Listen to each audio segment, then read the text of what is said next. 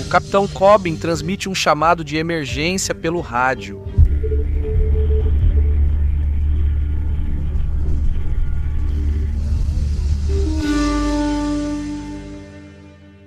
A Rosa de Scandi era uma embarcação de pesca de aço de 40 metros registrada em Dutch Harbor, Alaska, construída em 1978 pela Bender Shipbuilding Company de Mobile, Alabama.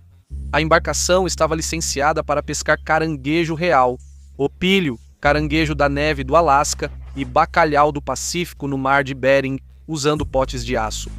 Nos meses de verão, ela atuava como embarcação de apoio para as pescarias de salmão no mar de Bering e no Golfo do Alasca.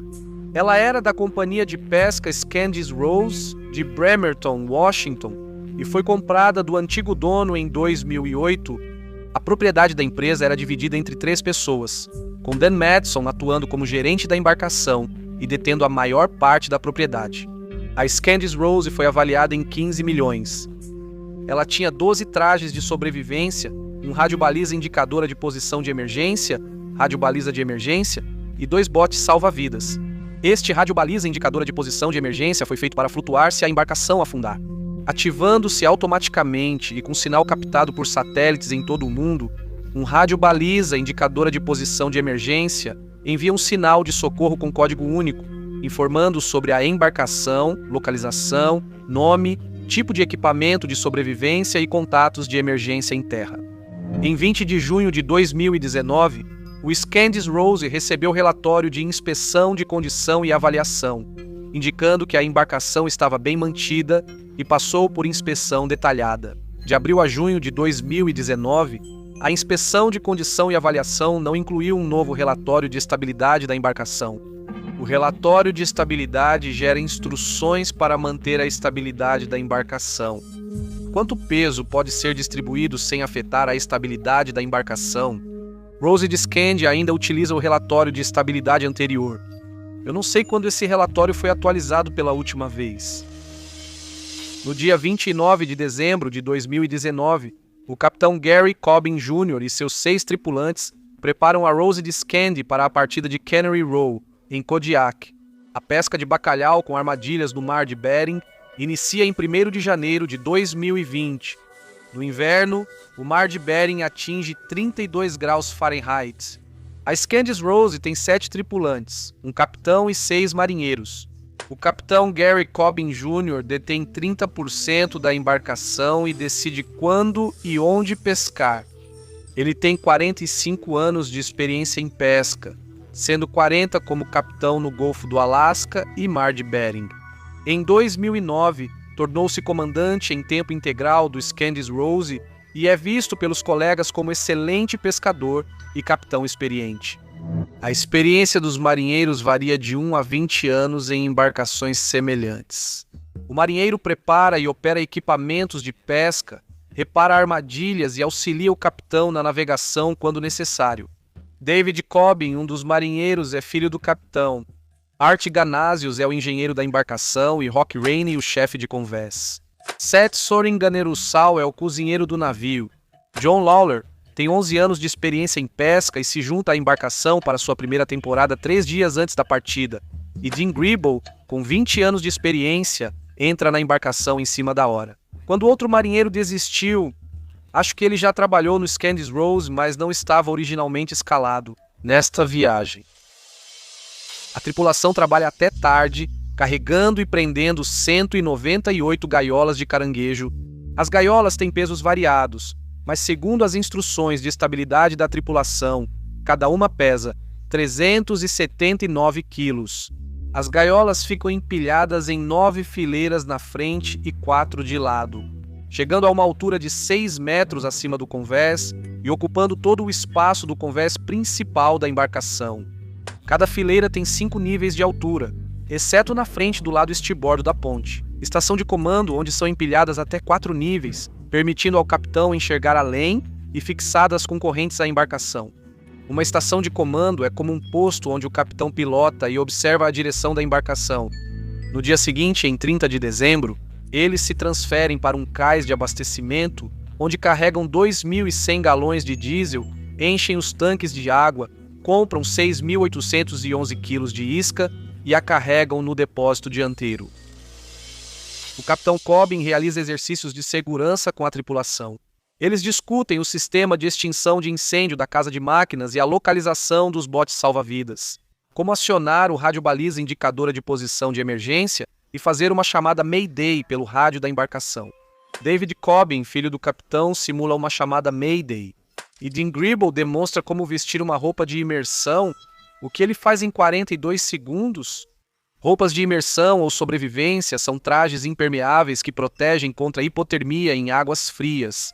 Sem elas, a sobrevivência no mar de Bering varia de 30 a 90 minutos. Mas com uma roupa de sobrevivência, esse tempo pode chegar a até 5 horas e meia.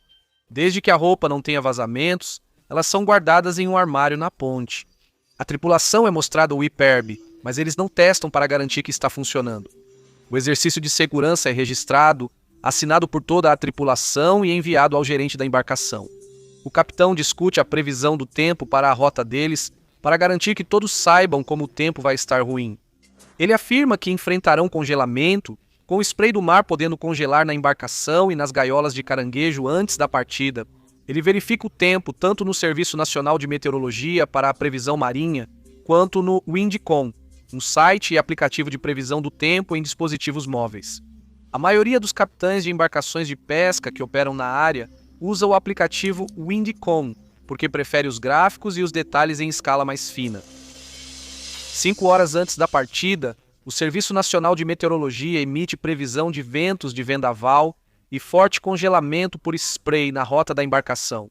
Às 20h35 de 30 de dezembro, Scandies Rose sai de Kodiak a 10 nós. Sua rota planejada é através do Estreito de Kuprunov, depois para sudoeste, atravessando o Estreito de Chilikov, em direção a False Pass e seguindo para o Mar de Bering. Após sair do porto, o capitão organiza a escala de serviço para a tripulação vigiar e conduzir a embarcação. O capitão Cobbin comandará a embarcação por 6 horas, com cada tripulante em serviço por 1 hora, com a rotação se repetindo a cada 12 horas das 02 horas, 00 a 08 horas, 00 do dia 31 de dezembro. A tripulação se revezava em turnos de 1 hora na ponte de comando. Ao fim de cada turno, o tripulante inspeciona a casa de máquinas para garantir que motores e equipamentos estejam funcionando bem. Durante as primeiras horas da viagem, as ondas estão vindo do lado de bombordo ou esquerdo e o vento está vindo do lado de estibordo ou direito. Dentro da ponte, apenas 2 das janelas têm aquecedores para evitar que congelem. O vigia de serviço observa que a embarcação já tomou várias ondas pela proa e o gelo está se acumulando no lado de estibordo da embarcação e nos potes dianteiros. Ele estima que o gelo tem cerca de 2,5 cm de espessura na malha dos potes dianteiros de estibordo e nos corrimãos externos da embarcação. Mas não está grosso o bastante para precisarem remover o gelo. Para remover o gelo, eles precisam reduzir a velocidade, virar de frente para o vento e quebrar o gelo com marretas. A Rosa de Scandi continua em um curso constante para sudoeste, com o motor em uma rotação constante, mas sua velocidade diminui de 10 para 6,5 nós. O vento e o tempo estão piorando e levantando muita água que está se transformando em gelo. Às 19h30, antes do capitão começar seu turno das 20 horas às 2 horas, ele conversa com Dean Gribble, o tripulante de plantão. Eles discutem sobre o tempo piorando, o acúmulo de gelo na embarcação e nas armadilhas de caranguejo e o surgimento de uma inclinação de 2 graus para boreste. Eles pensam em reduzir a velocidade e mudar o curso para limitar o spray congelante, que causa o congelamento. Dean pergunta se deve acordar a tripulação e quebrar o gelo das armadilhas, mas Cobbin prefere manter o curso e não acordá-los. Ele considera o tempo muito ruim para a tripulação quebrar gelo, no convés com ventos de 70 nós, e que eles podem esperar até que a embarcação esteja em águas protegidas. A Scandies Rose fica a cerca de 11 milhas de áreas que podem proteger do vento perto da ilha Sutwick. O capitão Cobbin diz ao Art, o engenheiro, para transferir o combustível para os tanques de bombordo. Para corrigir a inclinação para estibordo antes de sair da ponte, Dean nota pelas janelas que potes e redes de estibordo têm 5 centímetros de gelo, deixando a Scandis Rose mais pesada desse lado e causando 2 graus de inclinação. Às 20h12, o capitão Cobbin liga para Dan Matson, acionista majoritário da companhia de pesca Scandis Rose e comandante do Amatuli, que saiu antes deles. A Scandis Rose está a cerca de 8 milhas nordeste da ilha Sutwick. O Amatuli está a 6 milhas a nordeste de Ulacta Head, cerca de 360 milhas a sudoeste da posição da Scandis Rose. Enquanto se preparam para entrar no porto de Dutch, os capitães discutem o clima e as condições da Scandis Rose sem decidir nada.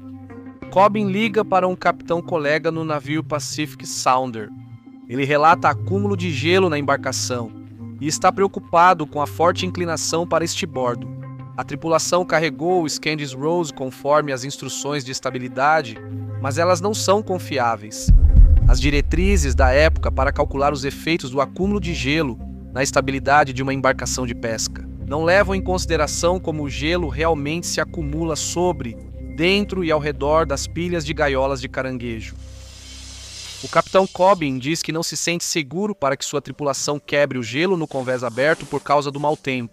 Então ele tentará se abrigar do vento. A sudoeste da ilha Sutwick, às 21h45, o Scandis Rose está a 25 milhas ao sul de Sutwick. O capitão Cobbin reduz a velocidade para 6 nós e vira o Scandis Rose 50 graus a estibordo, seguindo em um curso noroeste e indo em direção ao abrigo na baía sul de Sutwick.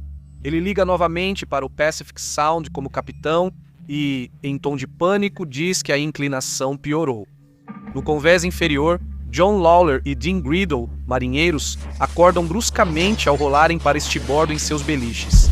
O Scandis Rose aderna violentamente mais de 20 graus para estibordo e não retorna à posição vertical. Percebendo algo errado, John salta da cama e corre à ponte, gritando: "O que está acontecendo?" O capitão Cobbin responde: "Não sei, acho que estamos afundando." Ele tenta desesperado ligar para pedir socorro, mas nenhum alarme soa na ponte. John grita para Dean que o barco está afundando. Dean corre até a ponte e tira os trajes de imersão do armário.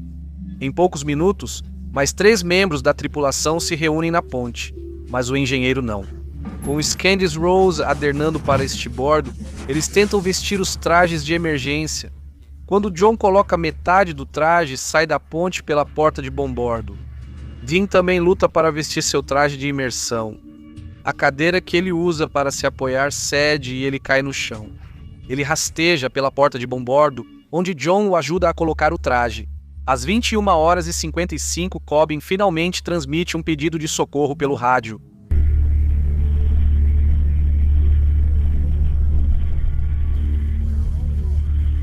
Cobbin consegue informar a localização da embarcação antes do solavanco, fazendo com que ele caia no convés e deslize até a parede de estibordo da ponte.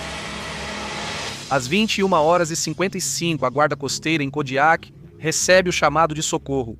Quando eles respondem, não recebem resposta do Scandis Rose. A guarda costeira informa de imediato o centro de comando do Distrito 17 em Juneau sobre uma embarcação em perigo, incluindo nome e localização. O Distrito 17 envia as informações ao setor da guarda costeira. Às 22h08 em Anchorage, o centro de comando da guarda costeira ordena à estação aérea Kodiak o envio de um helicóptero de resgate MH-60 Jayhawk. Após várias tentativas de contato por rádio com o Scandis Rose sem resposta, a guarda costeira emite uma transmissão urgente solicitando que todas as embarcações na área mantenham vigilância atenta e relatem qualquer avistamento à guarda costeira. Eles também contatam o barco de pesca Rough and Ready, ancorado cerca de 40 quilômetros a oeste da última posição do Scandis Rose. Por causa do tempo, o Rough and Ready não consegue ajudar. Do lado de fora da porta da ponte de bombordo, John e Dean gritam para os outros subirem ao convés. Rápido! O Scandis Rose aderna ainda mais para estibordo até chegar a cerca de 45 graus e a energia acaba. Eles ouvem os outros tripulantes gritando por socorro enquanto tentam escapar. John e Dean tentam encontrar uma corda para a tripulação presa na ponte, mas todas estão congeladas. Dave Conan, filho do capitão, chega à porta de bombordo, veste o traje de emergência e espera o pai, que luta para alcançar a saída. Então o Scandis Rose inclina e começa a afundar. John e Dean lutam para permanecer no lado mais alto, mas uma onda os arrasta para fora da embarcação virada e para dentro da água gelada. Dean se vira para a embarcação e vê a proa erguida saindo reta da água. Então ela desaparece, levando o resto da tripulação junto.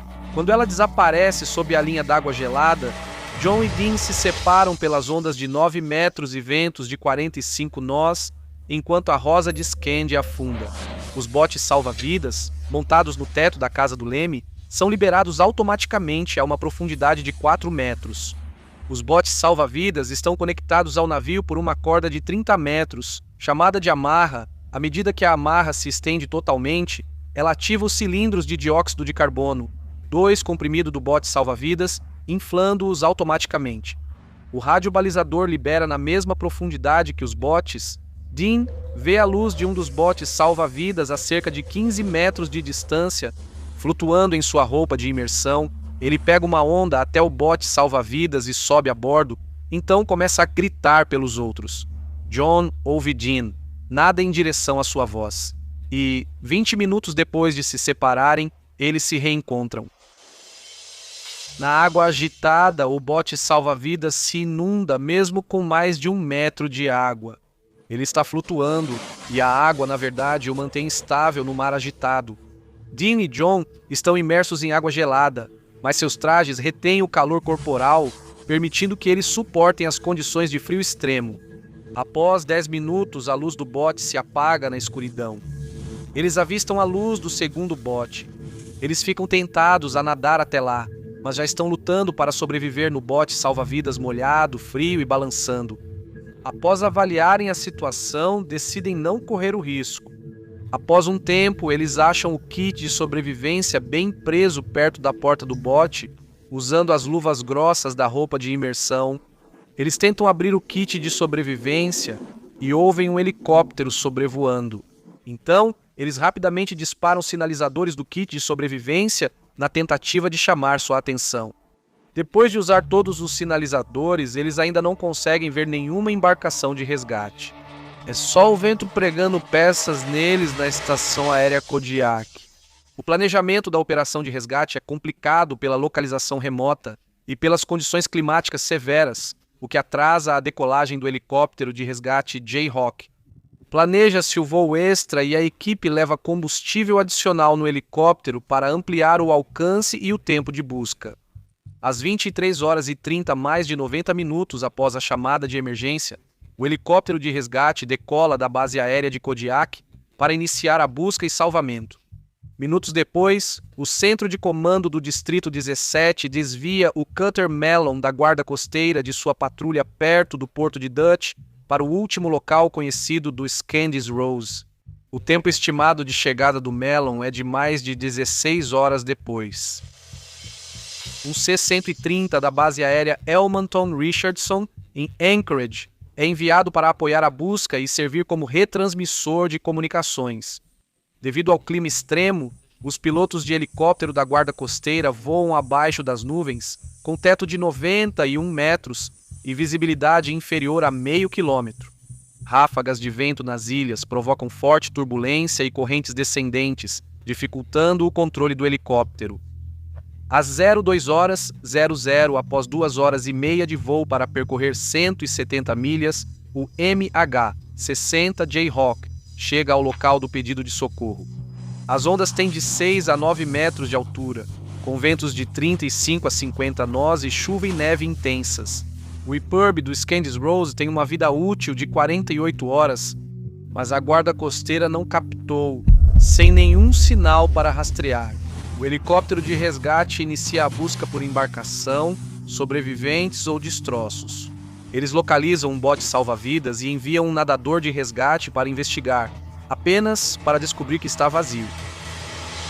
Após 4 horas no bote salva-vidas, John e Dean ouvem um motor e veem o que parece ser a luz do mastro de um barco, sem sinalizadores para disparar. Eles revistam o kit do bote, acham uma lanterna e a usam para sinalizar a embarcação. Um dos pilotos da embarcação, usando óculos de visão noturna, Avista a lanterna brilhando à distância, enquanto os nadadores de resgate estão sendo içados de volta para o helicóptero às 02 horas. 08. Em 1º de janeiro de 2020, o helicóptero da Guarda Costeira encontra os 2 tripulantes do segundo bote salva-vidas. Os nadadores de resgate descem ao bote salva-vidas e ajudam os tripulantes a serem içados ao helicóptero. A bordo, os 2 sobreviventes dizem aos pilotos que não viram mais ninguém escapar do navio antes dele afundar. Com pouco combustível, o helicóptero de resgate retorna para sua base em Kodiak. O C-130 segue no local para transmitir informações marítimas. O MH-60 Jayhawk comunica as coordenadas dos sobreviventes ao centro de comando da Guarda Costeira via C-130. A Guarda Costeira gera um padrão de busca e repassa as coordenadas para o próximo helicóptero, mas as informações de localização que são transmitidas estão incorretas. Indo para Kodiak, o piloto desliga a unidade auxiliar para economizar combustível, cortando o aquecimento. Sobreviventes e tripulação aguardam o voo em um compartimento congelante. Às 3h24, o segundo MH-60 decola da estação aérea Kodiak para continuar a busca por mais sobreviventes. Às 03h46 após o chamado de emergência, o primeiro MH-60 transportando os 2 sobreviventes pousa na estação aérea Kodiak. Dean e John são levados para uma ambulância e transportados ao hospital local para tratar a hipotermia. Às 05h34, o segundo helicóptero chega ao local e segue o padrão de busca criado a partir das coordenadas incorretas. As coordenadas transmitidas estão a 78 milhas ao norte da localização da transmissão de Mayday. Às 06h40, o helicóptero deixa o local e retorna para a base. Só então o comando de busca e resgate percebe o erro. Todas as buscas seguintes recebem a área de busca correta e atualizada, baseada nas coordenadas do chamado de Mayday e nas coordenadas atualizadas do bote salva-vidas em 1º de janeiro. Helicópteros MH-60 da Guarda Costeira seguem buscando na área. A primeira aeronave C-130 é trocada por outra C-130 vinda de Anchorage, do navio da Guarda Costeira. Mellon chega de Dutch Harbor às 16h15 para ajudar na busca, mas antes do pôr do sol às 17h, seu capitão se retira. Devido ao gelo sólido acumulado no convés durante a viagem, às 18h e 8h20 após receber o chamado de socorro e após 16 horas de buscas por sobreviventes, a Guarda Costeira suspende as operações de busca e resgate.